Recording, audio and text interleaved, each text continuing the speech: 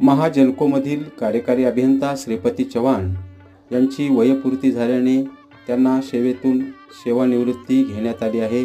या सेवानिवृत्तीबद्दल त्यांचा गौरव करण्यात आला। परळी शहरातील सर्वपरिचित व्यक्तिमत्व म्हणून श्रीपती चव्हाण यांना ओळखले जाते। औष्णिक विद्युत केंद्रात अनेक वर्ष त्यांनी आपली सेवा बजावली आहे। गेल्या 33 वर्षापासून ते विविध ठिकाणच्या औष्णिक विद्युत केंद्रात कार्यकारी अभियंता म्हणून काम करत होते।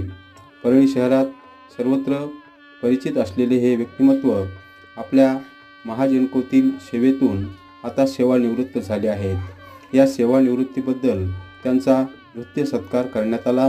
त्याचबरोबर सहकुटुंब त्यांच्या सेवेचा गौरव करण्यात आला। यावेळी वरिष्ठ अधिकारी, कर्मचारी, सहकारी मित्र मोठ्या संख्येने उपस्थित होते।